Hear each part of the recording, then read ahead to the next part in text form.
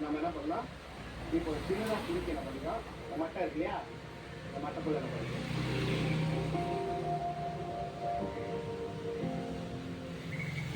நம்ம என்ன பண்ணிடலாம், ஆலமரத்தை உருவாக்கிக்கலாம். இது வந்து எந்த ஒரு நெகிழி இல்லாமல் இயற்கை முறையில் ஒரு சின்ன பிளாஸ்டிக் துகள் இல்லாமல் பறவைகள் போட்ட இடத்துல வளர்ந்தக்கூடிய ஆலமரத்தை இன்னைக்கு மாணவர்களில் தென்னை மட்டையில் வந்து பார்ட்டிசிபேட் பண்ணுறதுக்கான ஒரு முறை வந்து நம்ம வந்து இன்னைக்கு பார்க்கணும்.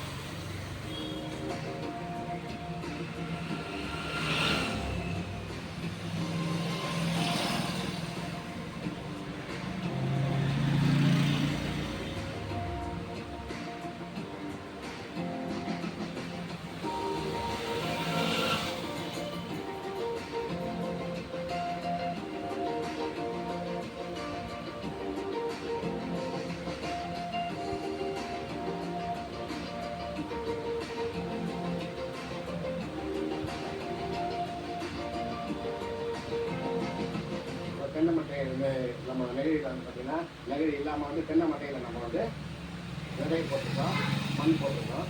இதை வந்து நம்ம பார்த்தீங்கன்னா டெய்லி தான் பண்ணுறோம்.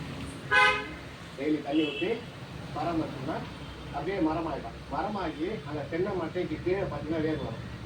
இப்போ நம்ம வச்சுருக்கலையா விதைகள்லாம் கட்டுகளாக வச்சுருக்கியா, அந்த விதைகள்லாம் வந்து கீழே வரும்போது நம்ம என்ன பண்ணோம், அந்த தென்னை மட்டையை பிரித்து விட்டுட்டு மரம் கொஞ்சம் உயரமாக வளரும். கொஞ்சம் உயரமாக வளர்ந்த பிறகு எடுத்துகிட்டு போயிட்டு நம்ம தேவையான நம்ம பள்ளிக்கூடத்தில் காலியாக உள்ள இடத்துல நம்ம நடணும்.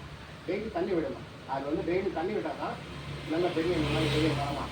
இப்போ இருக்கிற நீங்கள் போட்ட அத்தனை மாணவர்களும் ஒவ்வொரு விதைகளை வந்து தத்து எடுத்துக்கணும். அந்த தத்து எடுத்துக்கிட்டு தான் முக்கியமான விஷயம். ஏன்னு சொன்னால் இன்றைக்கி வந்து காற்று வந்து நிறைய மாசுபடுறது, நீர் வந்து நிறைய மாசுபடுறது.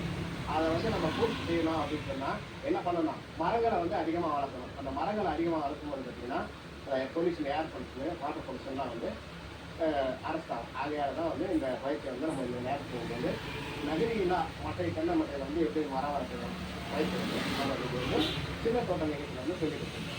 என் தாய்க்காகவும் என் பள்ளிக்காகவும் இன்று சுற்றுச்சூழலை பாதுகாக்க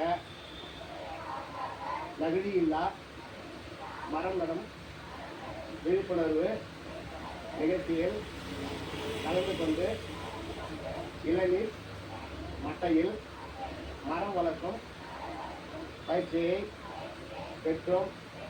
எம் ஆசிரியர் முன்னிலையில் உறுதியேற்கிறோம்.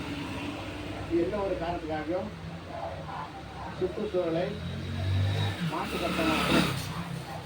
எனது பண்டிகை காலங்களில் பசுமை பண்டிகையாக